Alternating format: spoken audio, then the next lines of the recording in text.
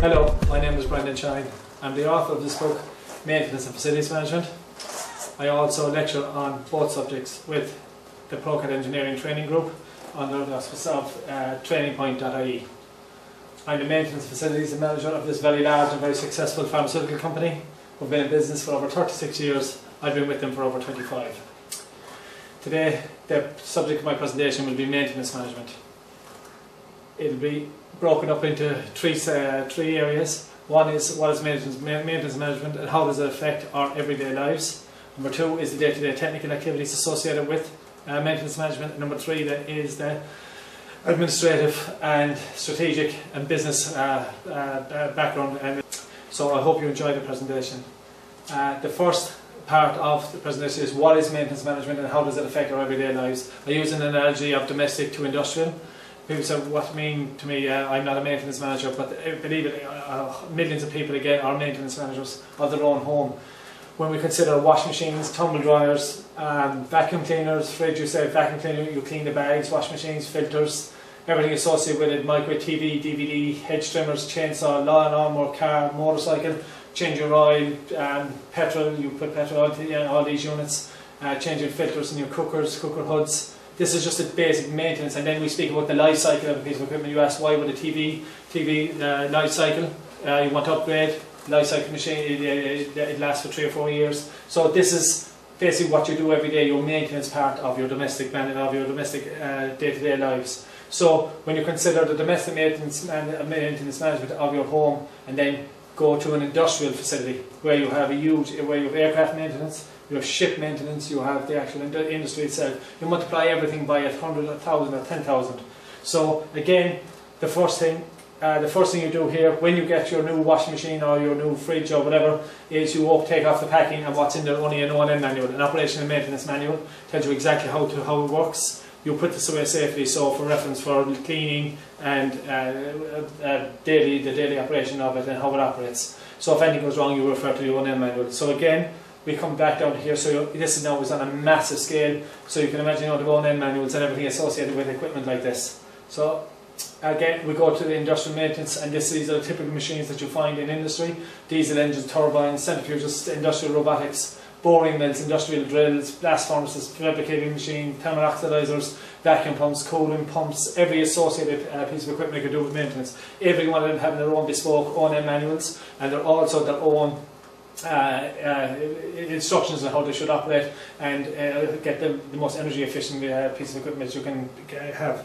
So when we speak about industrial maintenance, so we go from the household maintenance to huge, massive machines. So again, we multiply the figure by 10,000. So the definition of what is maintenance management according to the European standard?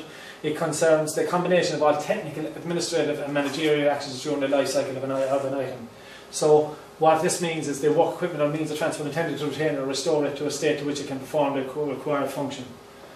A typical example of computerized maintenance management system or software, what you want to do is you have a piece of machinery, everything associated with that machine you want to know. Well, you want to be able to view multimedia, access engineering files, list part information, access lockout, tagout, search for same parts on our equipment, drill down to detailed images of equipment and click on image spots.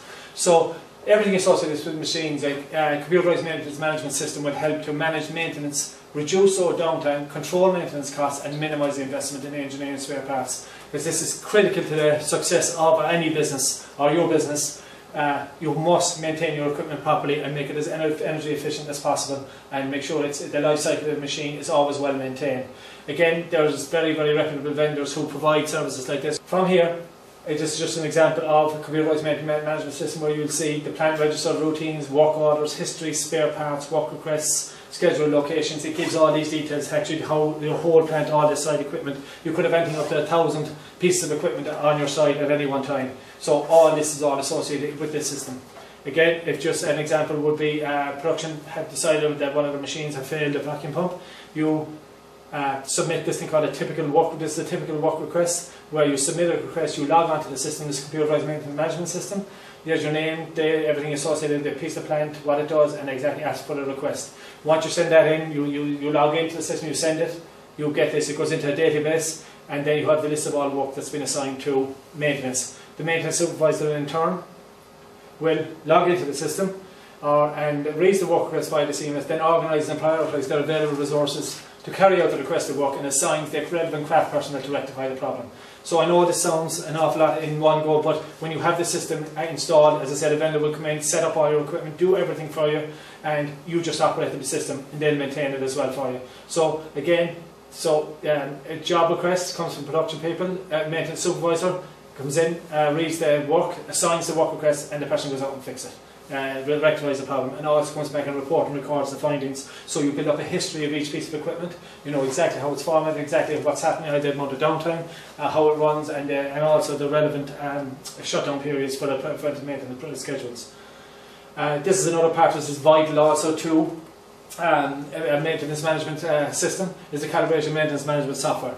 So the calibration management is a high-performance computer-based software. It involves documenting, scheduling, documenting, and controlling calibration activities. Every instrument in this plant here has pressure transmitters, temperature transmitters, flows, everything is associated with instrumentation. To have a computerized system like this, actually monitor everyone when they're due for calibration, especially critical calibration, safety, every type of this, watchdog systems. With this system, the vendor again will come in, assign all the instrumentation, make sure that it works the way you want it to work, and as well as that, set up the regime regarding the preventive maintenance and actual scheduling of calibrations. So again, what we go from here then to say, so the most important thing is that the regular calibration and maintenance of field instrumentation is a must for many industries, as they systematically prove the performance of their quality critical devices. So what we have here, what is calibration? The calibration is the process of comparing the accuracy of an instrument reading to known standards. It's a demonstration that a particular instrument or device produces results within a specified period, with those produced by reference or traceable material. Zievert's law would be a perfect example of calibration. So again, what we do here, like the CMMS, this is the CMMS, the calibration management software, where all the instruments are put in a database, and when they're due for calibration. So as they come up, as their due dates come up for calibration, this is printed out, everything associated, just an example here is a temperature transmitter, everything associated with machinery, every piece of equipment, vessel, everything that's associated with it is logged into the system. So it comes up on their PC screen. So what they do, the calibration technician takes this form, and you can see that the transmitter can be set up in range, so 3 to 5 calibrations. So if this thing is this, it's -20 to 90 degrees. So they'll put in 3 inputs there of -20, 35 and 90 degrees and see what the readings they'll get and the accuracy and the tolerance they'll go to. So you can get 3 to 5 tolerances. So when the calibration technician has this, he goes to the instrument, does his calibration. So the instruments are then calibrated using calibrated standards in real time and recorded accordingly. So if there's an error greater than the assigned tolerance, the instrument should be adjusted within tolerance or replaced if adjustment is impossible. We'll move on now to the second part of the presentation. The second part is that we've already spoken about the computerized maintenance management system, which is the running of the maintenance management with the maintenance team fixing equipment. The standard calibration is the calibration of the instruments that we've just spoken about. But again, to make all this happen, to make this and this happen, and this person here, everything before they can do the work, you need to have all the individual plant machinery bespoke one and manuals. I cannot stress enough the importance of digital photos, taking screenshots of when the plant is running efficiently, properly, no alarm associated with it, so you always have reference to any alarm screens or any of the HMI screens that you may work on here. Take of settings of valves, everything associated with it. SCADA mimic screens, PID scenes, just take snapshots of everything that's happening. PID parameters, always have them stored in a safe area away from the day-to-day running. As well as that, machine as-built engineering, PID, electrical, mechanical drawings, performing preventative maintenance, energy management. People say, what's that got to do with maintenance? Maintenance is just about that the machines are running very efficiently, oil, water, everything that's associated with them, turn down, turn off where possible. Using recorded machinery system intelligence, we cannot stress it enough to buy a machine with system intelligence, so you can glean any information that would make the machine more productive and make more money for the company. So again, you can buy machinery that will be a bit cheaper, but it won't have all the associated ancillary instrumentation that will record the exact machine parameters. But if you actually buy a machine that has system intelligence where you can glean it, where your system becomes much more efficient. Again, there you speak about the access, the egress, ergonomics of all machinery. Machinery knowledge, experience, maximise overall equipment effectiveness, calibrating, checking machines, tolerances, the machine set up, the tooling, the tools, the lubrications, the oil analysis, safe manual handling practices, change management. There's so many different roles, so many different areas behind maintenance management to make sure everything that for this person to work on and everyone else, that the machines that they work on and that the operators themselves, that the machine is very safe to do so. So again, the machinery vendors, original equipment manufacturers' contact numbers, always make sure you have a full list, telephone list regarding, a vendor list of everyone that's associated with the machinery. So if something goes wrong, we have to phone the expert and the actual expert of the machine itself. So again, I've left the machine information library. Again, I cannot stress this enough, that the importance of having hard and soft copies of everything associated with a piece of equipment. And it takes time, I know, and there's a bit of work in this, but it really pays dividends when there's a piece of equipment fails at 11 o'clock on a Monday night, no one's around, when you can actually access information very, very quickly, and you don't have to go looking for it. It's already either in a hard copy, such as this, or it's on a laptop portable PC, or it's on a local PC and internet within a plant. So we'll have the URS, the PNIDs, the O&M manuals, operation maintenance manuals. URS is user requirement specifications, the functional design specifications, instrumentation, electrical drawings, general assembly and mechanical drawings, SOPs, training. It's very, very important to have training videos, training PowerPoints where possible, so you can access information very quickly if you're not sure how something should be running. Again, spare parts, inventory and vendor information. And one very important part would be always recurring issues that occur in the plant. Always record them, always have them there, so if it actually reoccurred, that someone has access instead of someone trying to relearn what other people have learned already. So it's actually, it's a very, very, I kind of stress that, the importance of this. And that finishes the second part of the presentation. So on the third is the strategic, administrative and business management. Again, the inventory level of the engineering stores can be very, very, very high, especially in a large pharmaceutical company or a refinery or whatever. It could be up 2 and 3, 4 million euros worth of stores, engineering stores parts. So again, it's the importance of having all these in place. The machinery as well, engineering drawings management. That means any drawings that are in the field, make sure they're only for reference only, because the originals reside with the management. So, and it's signed and dated on that particular. Knowledge management, the computerized maintenance management, data collection, work orders, costs. Again, the critical watchdog safety systems, the all critical equipment manufacturing shutdowns. Part of the maintenance manager will make sure that when you're operating machines, when you're running machines, that they're running for 24, so you have to plan the shutdowns. Normally bring in the vendor who'll strip the machine or rebuild, or your own team may do it, but you must plan the service intervals. The shutdown, the planning, the preparation, the aligned logistics, the planning, the procurement, the accountancy and budget management. Very, very, very important. CapEx and OpEx, because the capital expenditure and operation expenditure, because maintenance activities are very, very, very, very expensive.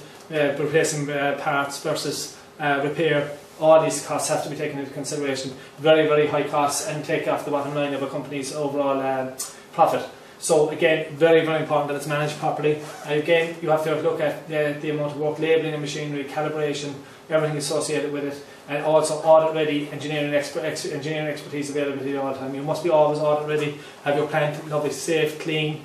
It's a very responsible role that of the maintenance manager, but it's very important to have good communication channels about the people skills, about people training, being able to communicate with other management. There's a lot wrapped up in them. Not only just to be a technical manager, you must also be a people's person, you must also be a good business manager as well. The industry, it's an invaluable, incredible source. The industrial specific knowledge that can be gleaned from the industrial intelligence, from the world leading equipment manufacturers. It also provides reference to or download access to their PDF files regarding their piece of equipment, and the knowledge base that's actually within the vendor itself. They normally have experts at the end of the phone who will give you advice. It's very, very important to actually draw on this knowledge and be able to contact these people and have the numbers always available. But there's bespoke equipment O&M manuals. Have them on site, have them on your PC, hard copy and soft copy. It'll make your life an awful lot easier, especially if your team, you are your team, if you're a maintenance manager or a member of maintenance personnel. Again, and that's the end of my presentation. And if you'd like to contact me, I'm actually on facebook.com. I have a troubleshooting fault finding page where I add a load of information every weekly, so let people know what an easy way to run their plants, or easy just general knowledge. My book can be bought on Amazon.com, and there's 2 charities that benefit from the sale of the book. One is Milford Hospice Cancer Care Service, and also Concern Worldwide. Thank you for watching.